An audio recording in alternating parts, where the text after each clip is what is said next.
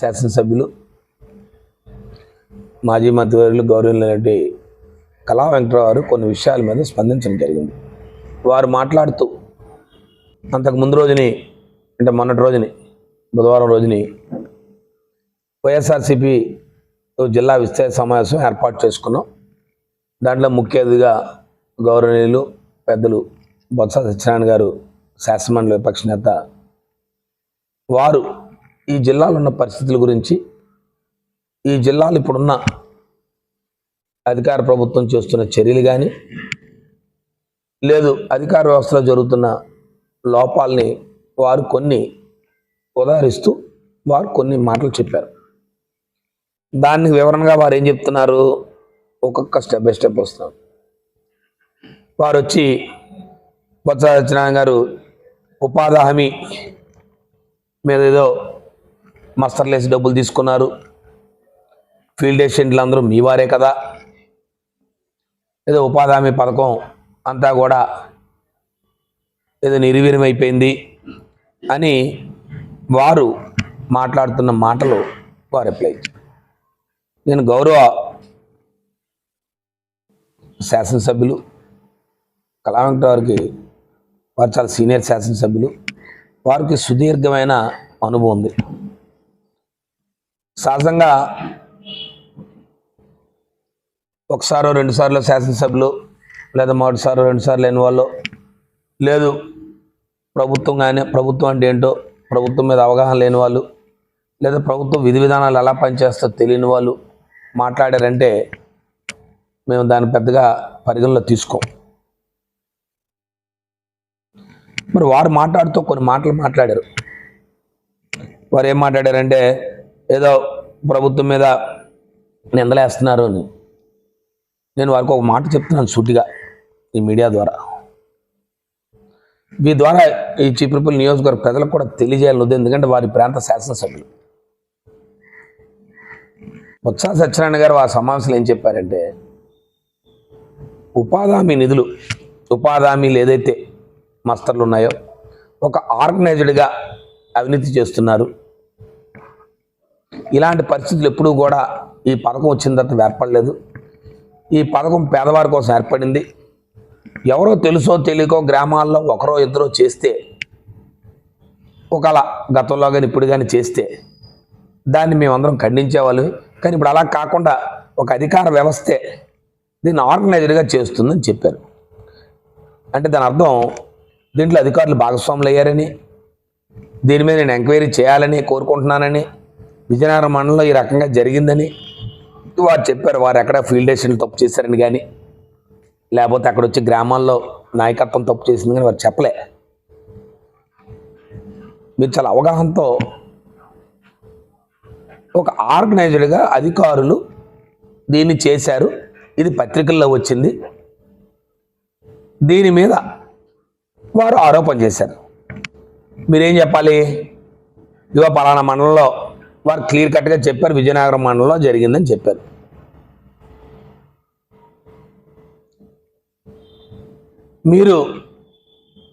మీకు అధికారం మీ చేతిలో ఉంది కాబట్టి, అధికార వ్యవస్థ మీ చేతిలో ఉంది కాబట్టి మీరు దాని మీద మీరు ఇవ్వాల్సిన వివరణ ఏంటి, ఇదిగో మేము చేసాము, దీని మీద ఎంక్వైరీ చేసాము, లేదా సోషల్ ఆడిట్ చేసాము, ఈ సోషల్ ఆడిట్లో అలాంటిదేమీ తెలియలేదు, మీరు మా మీద నిందారోపణలు చేస్తే నిరాధరణ ఆరోపణలు చేస్తే చెప్పాలి. మీరు ఆ విషయాన్ని స్పందించకుండా మీరు వచ్చి వేలు ముద్రలు వేస్తారు, ఫీల్డ్ అసిస్టెంట్లు వేస్తారు, ఫీల్డ్ అసిస్టెంట్స్ చేస్తే వేలు ముద్ర ద్వారా నేరుగా వాళ్ళ అకౌంట్లో జమ చేస్తారన్న విషయాన్ని మీరు ఈ రాష్ట్రంలో ఈ నియోజకవర్గంలో ఈ జిల్లాల ప్రజలకు మాకు చెప్పడం మా దౌర్భాగ్యం. మేము చెప్పింది ఏంటి, వారు చెప్పింది ఏంటి, మీరు ఇస్తున్న వివరణ ఏంటి? చేతనైతే అధికారులు పక్కనే ఉన్నారు, జిల్లా కలెక్టర్ గారు లేదా దానికి సంబంధించి అధికారులు ఉన్నారు. వారు చేసిన ఆయన శాసనమండలి విపక్ష నేత, ఆయన లీడర్ ఆఫ్ అపోజిషన్. వారు వచ్చి ఒక ఆరోపణ చేశారు, దానికి వారు నేను లేఖ కూడా రాస్తానని చెప్పారు. మీరు దాని మీద స్పందించకుండా మీరు వచ్చి ఈ రకమైన వేలు ముద్రలు వేసుకొని బిల్లులు తీసుకొని వాళ్ళు తీసుకుంటారు, వీళ్ళు చెప్పండి పలానా దగ్గర వేలు ముద్రలు వేసుకొని బిల్లులు తీసుకున్నారని మీ దగ్గర ఏమైనా ఆధారాలు ఉంటే మీ దగ్గర వ్యవస్థ మీ చేతిలో ఉంది కదా, మీరు చెప్పొచ్చు. ఇవాళ ఫీల్డ్ అసిస్టెంట్లు తొలగించే కార్యక్రమం ఎవరు చేస్తున్నారు? ఇప్పుడు అర్జెంటుగా ఫీల్డ్ అసిస్టెంట్లు తీసేద్దాము, ఆ వ్యవస్థను తీసేద్దాము, లేకపోతే కొత్తగా మీ కార్యకర్తలు నేర్చుకుందాం అనే భావన ఎవరు చేస్తున్నారు? 2006లో ఈ పథకం ప్రారంభమైంది. ఆనాటి నుంచి వ్యవస్థ కంటిన్యూ అవుతూ ఉంది. కాబట్టి ఏదైనా ఒక బాధ్యతాయుత వ్యక్తులు మీరు అధికార పార్టీగా మీరు ఉన్నప్పుడు ప్రతిపక్ష పార్టీగా ఈ ప్రభుత్వంలో చేస్తున్న తప్పులు ఎత్తి చూపడం అనేది మా ప్రథమ బాధ్యత. ప్రజల పక్షాన మీరు దాని మీద స్పందించకుండా మీరు ఈ రకమైన స్పందించడం, ఇలాంటి రాజకీయాల గురించి మీరు మాట్లాడదాము, రాజకీయాలు చేద్దాము, చాలా విషయాలు మాట్లాడదాం. ఈ సుమారు 20 నెలల కాలంగా ఏం జరిగింది వాటి మీద కూడా వస్తాను. మీరు ఇంకో రెండో మాట చెప్పారు. ఈ జిల్లాలో తోటపల్లి ప్రాజెక్టు గురించి మాట్లాడుతూ తోటపల్లి ప్రాజెక్టులో మీరు ఏం చేశారు, మీరు ఏం చెందారు అని మీరే చెప్పారు. ఒక మాట చాలా నిజాయితీగా చెప్పారు, చాలా సంతోషం. ఒక మాట మాత్రం మీరు చెప్పారు. చంద్రబాబు నాయుడు గారు ఇటుకేశారు, ఒక 36 కోట్లతో జీవో ఇష్యూ చేశారని చెప్పారు. చాలా సంతోషం. చంద్రబాబు నాయుడు ఇటుకేశారనమాట. 2004 ముందు ఎన్నికలకు ముందు ఇటుకేశారని మాట చెప్పారు. 36 కోట్ల రూపాయలతో ఒక జీవోని ఇష్యూ చేశారని చెప్పారు. చాలా సంతోషం. మేమేమి ఆ విషయంలో మిమ్మల్ని అభినందిస్తూనే, ఇక మీరు తోటపల్లి ప్రాజెక్టుకి వస్తే మీరేం చెప్పారు? 36 కోట్లతో 39 కోట్లు జీవో ఇచ్చాం, ఒక ఇటుకేసామని చెప్పారు. ఇవాళ ఆ ప్రాజెక్ట్ కాస్ట్ మీకే ఇవాళ ఇచ్చారు 1250.79 కోట్లు. తోటపల్లి ప్రాజెక్టు తాలూకా ప్రాజెక్ట్ కాస్ట్ ఎంత? ఈ రోజుకి 1250.79 కోట్లు. మీరు చెప్పిన 39 కోట్లు ఇచ్చిన జీవో ఇవాళ ఎంతకి వెళ్ళింది? 1250. అంటే మీరు ప్రాజెక్ట్ కట్టాలనో, మీరు ప్రాజెక్ట్ చేయాలనో మీ ఆలోచన కాదన్న విషయాన్ని మరొకసారి గ్రహిస్తున్నాం. మీరు చెప్పొచ్చు దాని కాస్ట్ ఆ రోజు పెరిగిపోయిందని. ఆ రోజు రాజశేఖర రెడ్డి గారు మీరు 39 కోట్లు ఇచ్చిన జీవోని ఆ రోజు రాజశేఖర రెడ్డి గారు మొట్టమొదటిగా ఆ ప్రాజెక్ట్ చేస్తున్నప్పుడే 450 కోట్లతో ఆ రోజు జీవోలు ఇచ్చి 2 ప్యాకేజీల కింద టెండర్లు ఇప్పించారు. ఆ రోజు అయిపోయింది కదా. అక్కడికి వద్దాం. అక్కడితో స్టార్ట్ అయ్యి మళ్ళీ మీరు ఏం చెప్పారు? 9 సంవత్సరాలు బొత్స సత్యనారాయణ గారు ఏం చేశారు? మేము వచ్చి 2016లో నీళ్ళు ఇచ్చేసామని అన్నారు. మీరు ఒకసారి మీరు గుర్తెరగాల్సిన అంశం ఏంటంటే, ఈ పేపర్స్ అన్నీ మీడియా ద్వారా మీకు పంపిస్తాను.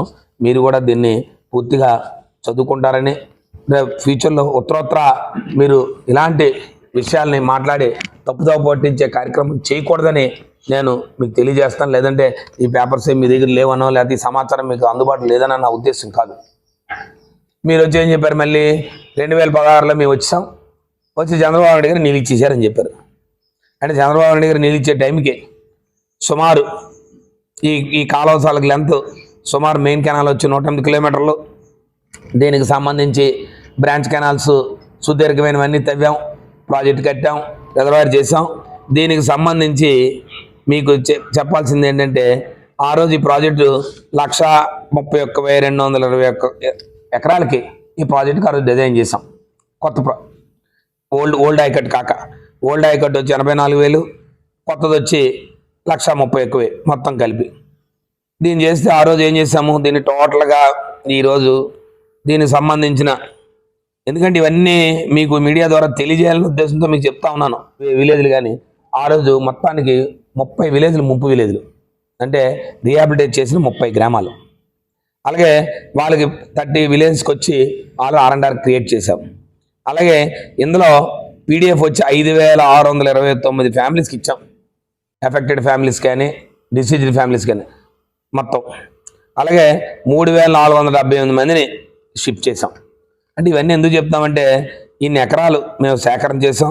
దీనికి సుమారు 872 కోట్ల రూపాయలు ఖర్చు పెట్టాం. ఈ ప్రాజెక్టులో ఖర్చు పెట్టి 2016 ఇవన్నీ చేసి, ఇన్ని గ్రామాలు చేసి, ఇన్ని కార్యక్రమాలు చేస్తే మీరేం చెప్తున్నారు? 2016లో మేము వచ్చి నీళ్ళు ఇచ్చామంటారు. నీళ్ళు అలాగే ఇచ్చారేంటి? 2004లో మీరు వెళ్ళిపోయారు, ఇటుకేసి జీవో 36 కోట్లు జీవో ఇచ్చి మీరు వెళ్ళిపోయారు. 2016లో దిగారు మీరు. ఇది 2014లో మీ ప్రభుత్వం వచ్చింది. మీ ప్రభుత్వం వచ్చిన తర్వాత 2016లో మీరు వచ్చి ట్యాంక్ కొట్టారు, ఓపెన్ చేసి ఇప్పుడులాగా. అయితే ఇప్పుడంతా ఎంత మీడియా ఉంది కాబట్టి ఇప్పుడు దీన్ని క్రెడిట్ చూరన్నాం. మరి ఆ రోజు ఎంత మీడియా వ్యవస్థలు లేవు కాబట్టి మీరే వచ్చి దీన్ని చేసామని మీరు చెప్తారు. ఎలా మీరు చెప్తారు? ఆ రోజు 2014 అధికారం పోయినప్పుడు, ఇంకా ఓట్లు లెక్కింపు కానప్పుడు పెద్ద సత్యబాబు గారు ఒక మాట చెప్పారు మీడియా సమావేశం పెట్టి, మేము తోటపల్లి పనులు 90% పనులు పూర్తి చేస్తాం, ఇంకొక 10% పనులే మిగిలిండిపోయి.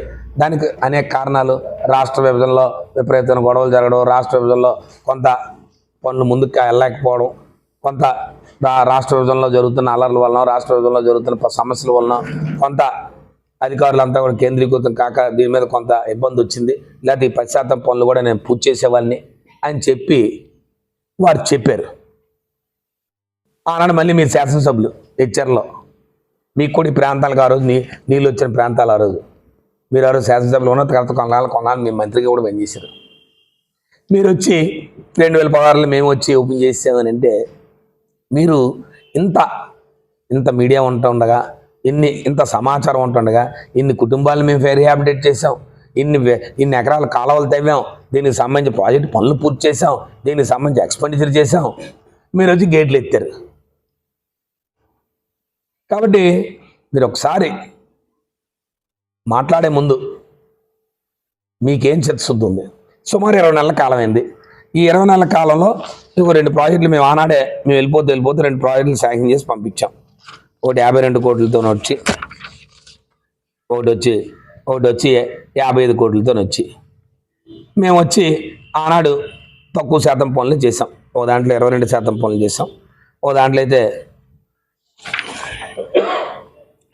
మేమేమి దాంట్లో కొంత 3% పనులు చేసాం. 2 ప్యాకేజీలు కనిపించింది. పోనీ 20 నెలల్లో మీరు ఏమైనా పని మొదలుపెట్టి 10 రూపాయలు బిల్లు ఇచ్చారా ఆ కాంట్రాక్టర్కి? 10 లక్షల బిల్లు మీరేమైనా పని చేసి, ఈ మధ్యన కాలువలకు సంబంధించి కొన్ని వర్క్స్, మైనర్ వర్క్స్ పిలిచారు, అవి ఏమైనా పనులు ఏమైనా జరిగాయా? ఈ 2 సంవత్సరాలు 2 సీజన్లు వచ్చాయి, మీరేమైనా ఒకనాడైనా నీళ్ళు ఇచ్చారా ఈ ప్రాంతాలకి? మీరేమైనా పూడి తీయడానికి ఏమైనా ఖర్చులు పెట్టారా?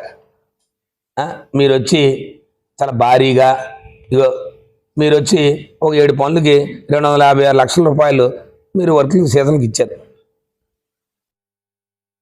పూడి తీయడానికి. అక్కడ అయింది. ప్రాజెక్ట్ 2004లో మొదలుపెట్టాం, 2016లో వాటర్ ఇచ్చాం, 2016 నుంచి సుమారుగా 2024 వరకు 8 సంవత్సరాలు ప్రాజెక్ట్ కంప్లీట్గా. గత 5 సంవత్సరాలు వైఎస్ఆర్సీపీ ప్రభుత్వం 5 సంవత్సరాలు ఖచ్చితంగా ప్రతి ప్రాంతానికి నీరు ఇచ్చాం.